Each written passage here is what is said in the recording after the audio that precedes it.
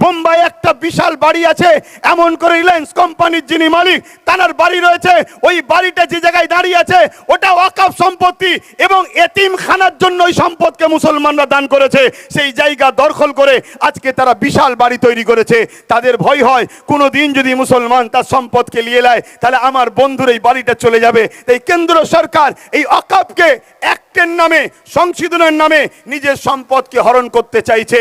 এখানে যদি মসজিদ চলে যায়, মাদ্রাসা চলে যায়, কোরাকি বলে কবরস্থান চলে যায়, এক কথায় ওয়াকফকে যদি নিয়ে নেয়, ভারতের মুসলমান শোনো, পশ্চিম বাংলার মুসলমান শোনো, তোমরা পরিচয় দিতে পারবে না তোমরা ভারতীয় ছিলে, তোমরা পরিচয় দিতে পারবে না। তাহলে বলো, বাঁচতে গেলে এই ওয়াকফের বিরুদ্ধে আমাদেরকে লড়াই জারি রাখতে হবে না হবে না? করে বলুন, ওয়াকফের বিরুদ্ধে লড়াই করতে হবে না হবে না?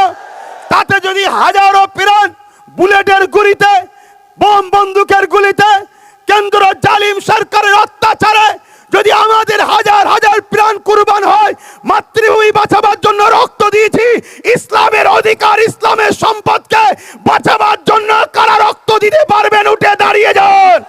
কারা রক্ত দিতে পারবেন উঠে দাঁড়িয়ে যান। হাত তুলে বলুন রক্ত দিতে পারবেন। মসজিদ বাঁচাবার জন্য পারবেন।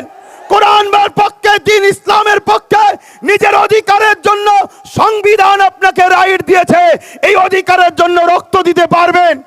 কথা দিচ্ছেন পারবেন তো নাকি? এই লড়াই আজকে শেষ হলে হবে না।